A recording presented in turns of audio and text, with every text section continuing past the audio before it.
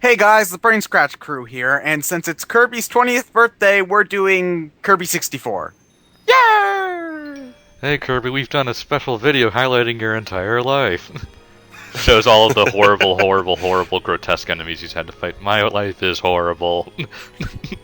It's like one of the only Kirby games I never actually experienced. And It's wait, my... are we playing a Kirby game, or are we playing a fan-hack Kirby game and decided it's not dark enough? No, there's a Kirby enemy coming up right now. These Dark Matter was in Dreamland 2 and 3, so there's at least a recognizable face within the first 20 seconds. This is actually my favorite Kirby game, mostly for nostalgia, since this was the one I played first. Superstar is better.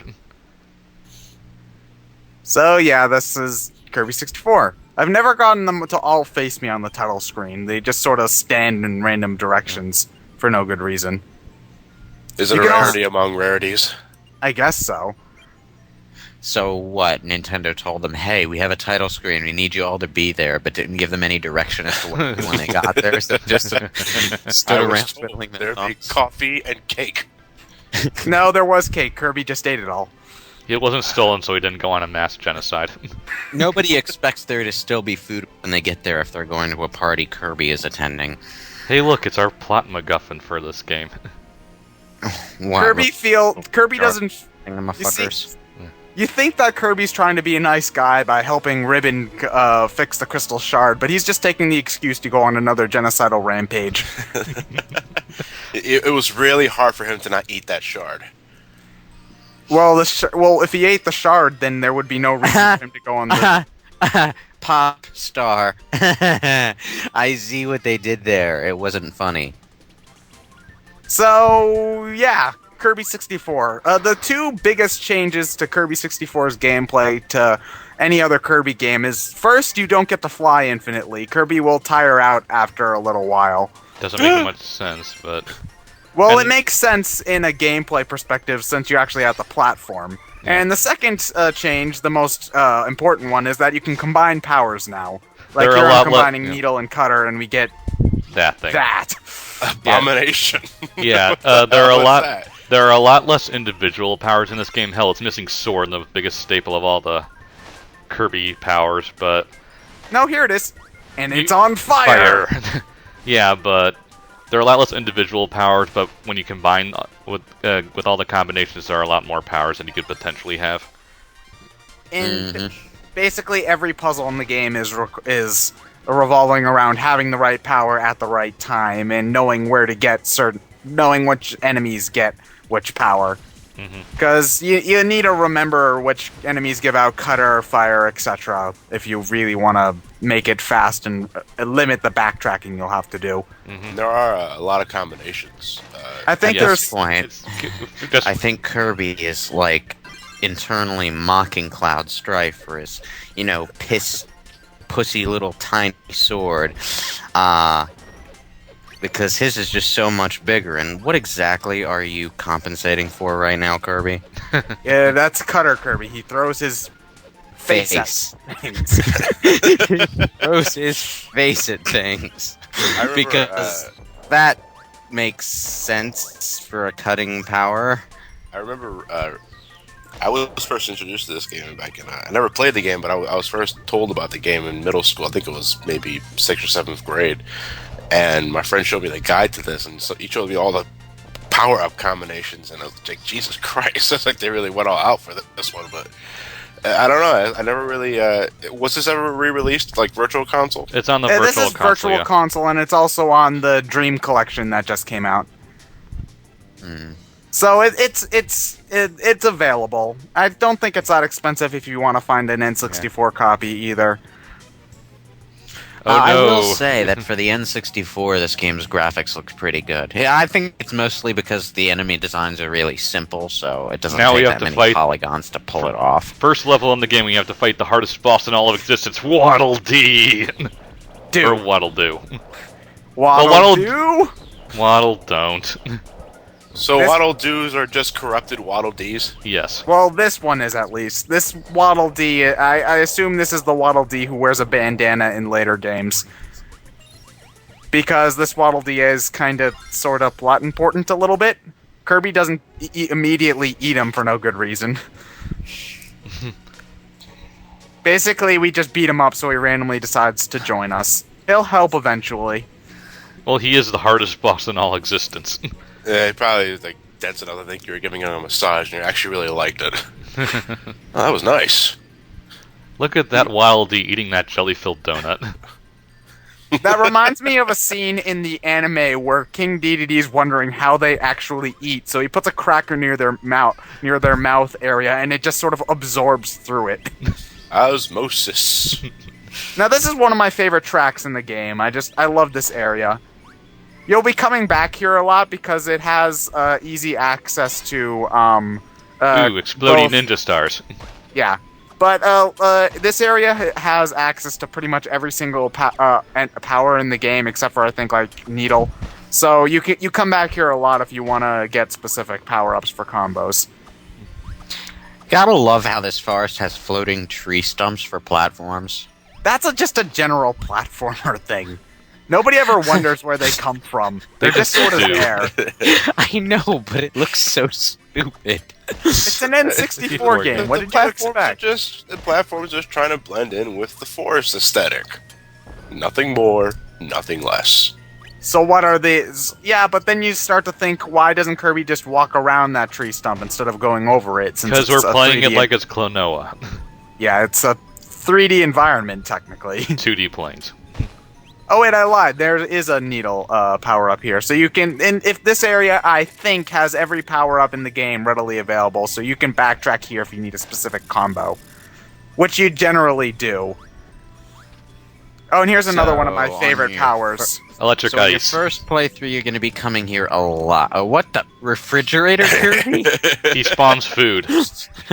It spawns food, which not only kills enemies. If you can pick it up in time, it's actually it actually refills heals you. health. Is he eating his own He's eating digested food? I guess. It's kind of hard to hit people with, though, so I don't use it a whole lot. But It's more for the health thing. But It's kind of morbid. It reminds me of Marvel Zombies. wait, what happened in Marvel Zombies?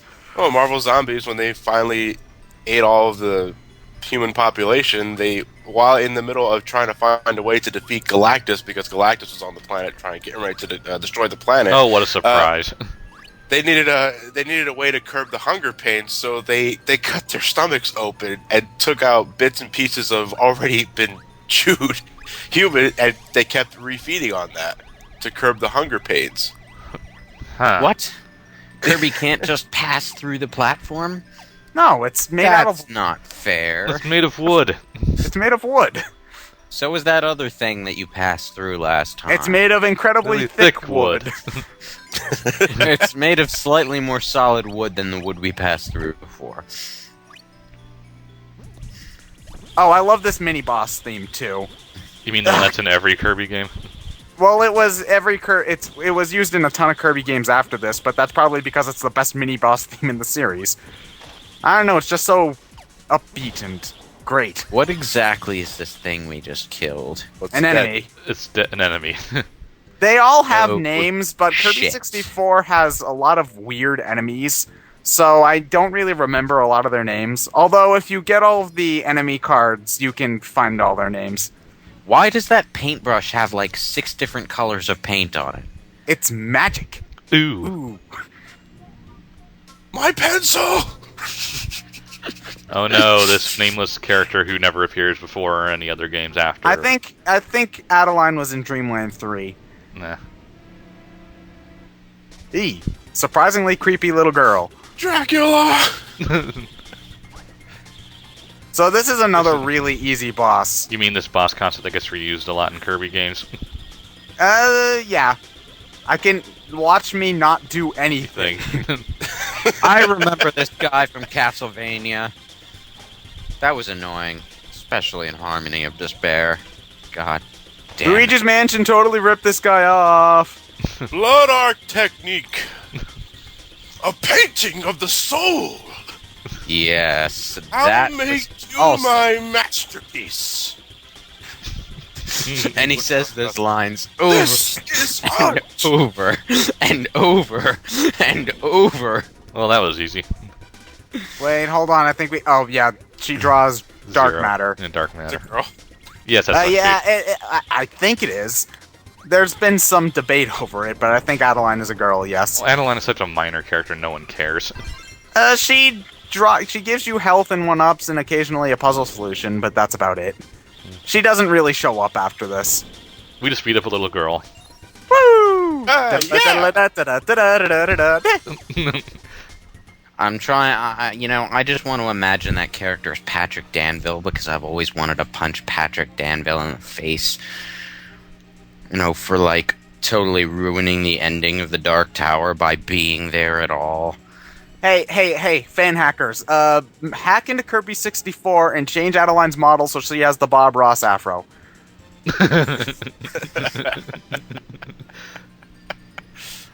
What exactly is this supposed to be? It's a mini game. Kirby will move left or right, and you press A to stop where he's aiming at. Then he'll swing his arms back and forth, and depending on where his arms is, when you press the A button, he'll jump either shorter or farther, and you have to aim where you're gonna jump to get either a health up, some stars, or the enemy bio cards. I'd never go for the enemy bio cards because they're really... There's no point. I mean, I guess 100%, but you'd have to replay levels to get all of them anyway, so there's no real point to that. Yep. Fireworks, Kirby! It's actually a pretty good power. The fuck? Fireworks, Kirby. The Kirby powers in this game are really out there. They get weirder, trust me. We haven't boy. seen my 2 favorite ones yet. Though I really like it, because this game definitely doesn't take itself too seriously, because a lot of these power-up combos are really funny.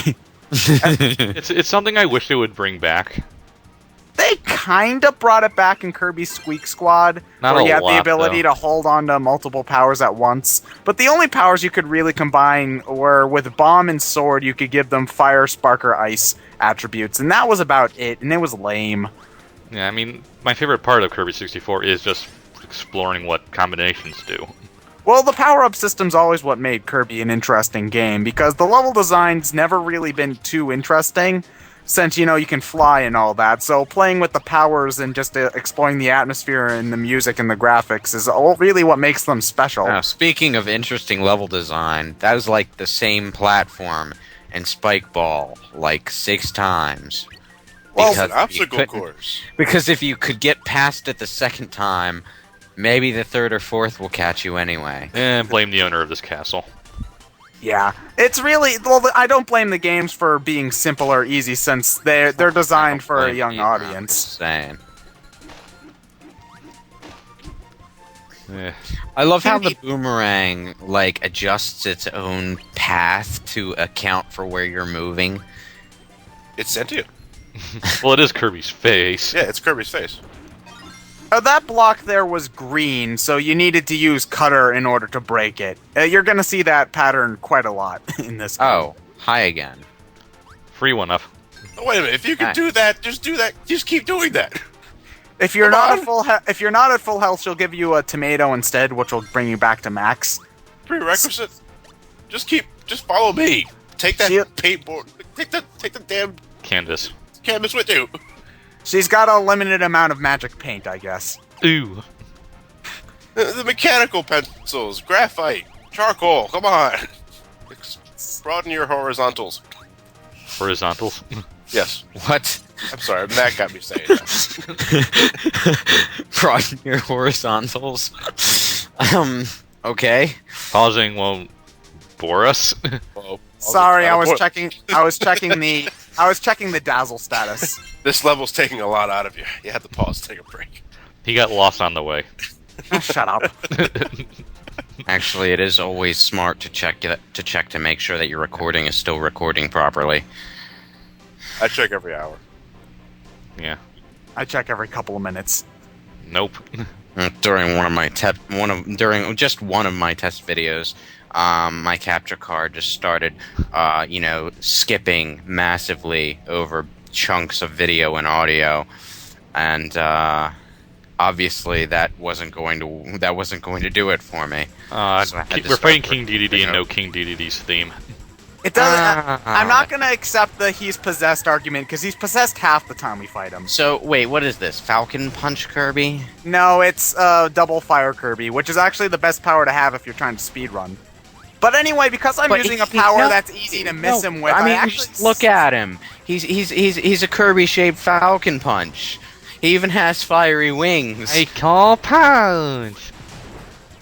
This is actually the first time I've ever seen possessed Dedede's attacks, because I normally rape him a lot faster than that. I didn't know he had the suck attack and that weird stomach shot. But then again, I usually have a different power that's a little bit easier to hit him with. Dude, want to come with us? It'll be fun. But I want to clobber that there Kirby. You'll be a playable character. For the first God time. Damn it!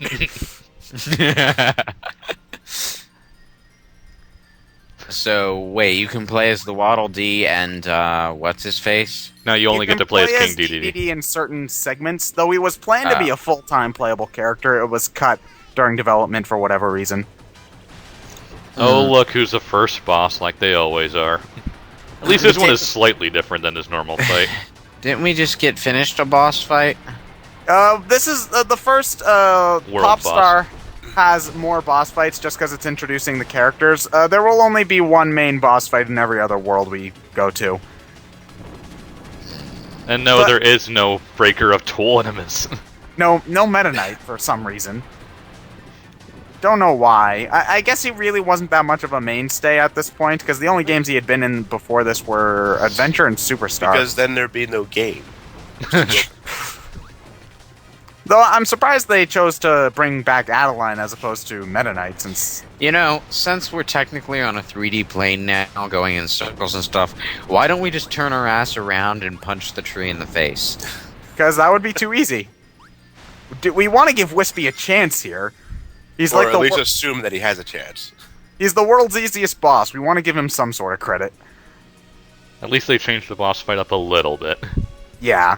Though the one in Dreamland 3 is terrifying. Yeah. Oh goddammit, we spawned a black hole in the middle of the grasslands. Okay. Everyone jump into it before it rips the world asunder. Even though Kirby has his own interstellar spaceship called the Warp Star, but... We'll see that later. Much, much later. Oh, and more puns, Lewis. Rockstar. The first level was Popstar, this one's Rockstar. What's the next one gonna be? Aquastar. No, don't spoil... Oh, fuck. Well, that's not funny at all.